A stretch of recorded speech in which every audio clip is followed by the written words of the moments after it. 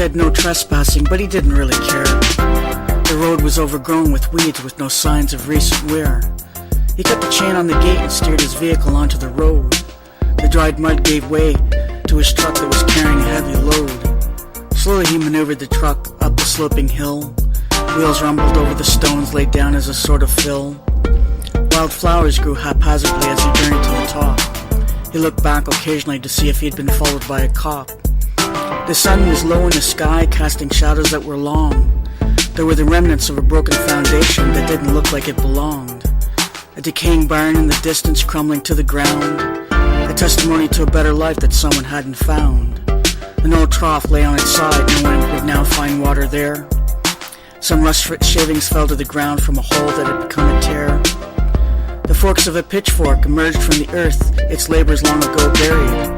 No signs of the hay that it had once picked up and then carried. It was like time had stopped long ago, everything frozen in its place, until time had weathered what was left and left an ancient face.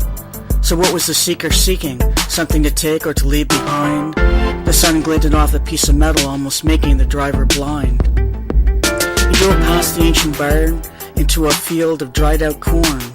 The wind blew the pages of a book that had been torn.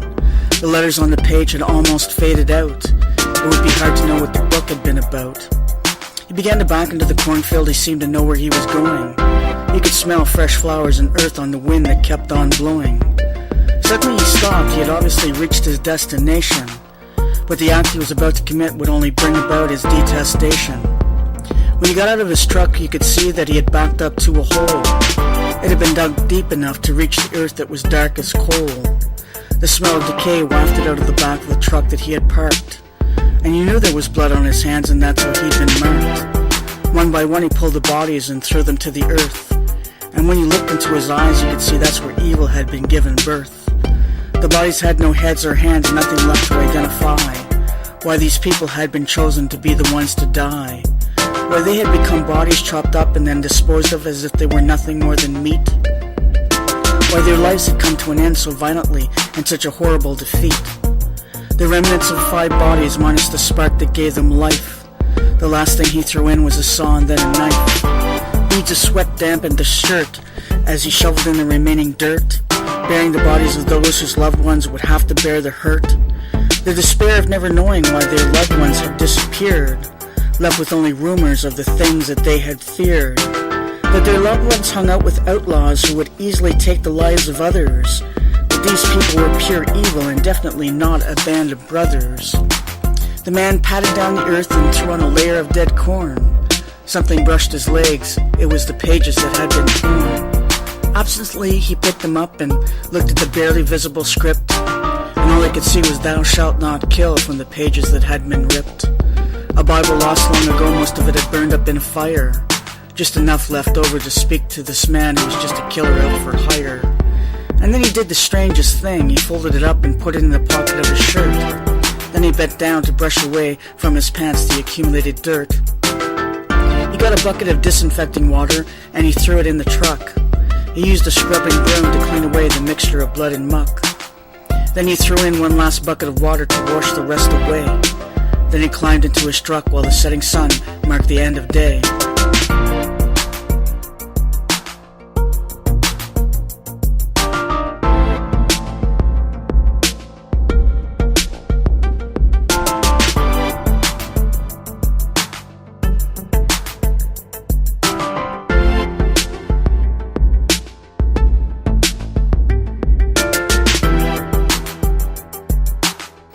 He drove back down the way he'd come, through the gate with a broken chain, but something was stirring inside him that felt like an emerging pain. He went to grab a smoke, but pulled out the folded page instead. He wiped the sweat off his forehead while he felt an aching pain inside his head. He pulled the truck over to the curb. It had become too difficult to drive. Something was burning in the back of his mind like it had a willingness to thrive. He unfolded the paper and then slowly he read the words again. He couldn't remember what commandment it was, somewhere between 1 and 10. He could barely remember the Sunday school he attended as a child. Long gone were the faces of people whose mannerisms were mild. Long gone were the prayers of the people seeking a kinder path. Long gone were the voices of children and their gentle laugh. And now he was long gone too. Too many years of wrong to ever make it right. Why, now the sun was gone and he found himself in the darkening night. He couldn't start his engine up, he couldn't seem to drive away. Something in his mind told him there was a reason he should stay. Like somewhere inside him there was an emerging long-forgotten part. Something was rising from within and his blood was pounding in his heart. He saw himself as a child sitting at the kitchen table, while his mother read to him from the pages of an Aesop's fable.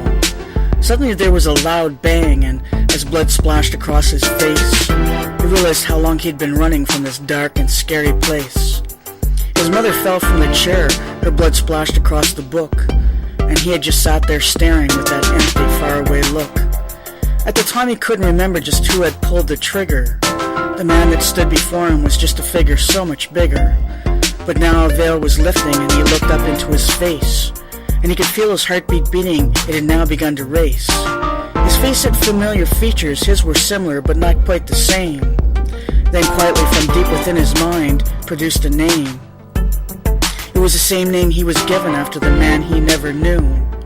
And now the veil completely lifted and he had a clearer point of view. It was the last time he ever saw him. The police had taken him away, and he would be moved from foster home to foster home. There'd never be one place that he would stay. He was too difficult to keep. He fought with everyone he met, and if you ever crossed him, it's not something he'd forget. He had been on the road to nowhere, and he'd been in an awful hurry to get there, and no one ever bothered to notice how his life had been so unfair. Even he had never understood why he seemed so full of rage, while he could never settle down and home became a cage. Why he gravitated to those like him for whom violence was the norm. Why he forever chose to stand in the middle of the storm. Why killing came so easily that his blood had run so cold. Why he could not obey the law nor ever do what he'd been told. And in the middle of his recall the puzzle pieces fell into place. Everything had rested upon the images that came with his father's face. The moment of revelation was the violence that changed his life. It cut his ties to his families like cutting butter with a knife. He came out of the trance of the memory that pulled him into the past, and realized it was something else that had put him in the role that he'd been cast. He looked down to see tears staining the paper he was folding, and he realized it was time to fold the hand that he'd been holding. He saw the cell phone on the seat, picked it up and made the call. He knew that when they came it would be more than him that took the fall. He let the flashing lights follow him all the way back up the hill. He knew that what they'd discover would be a cold and bitter pill.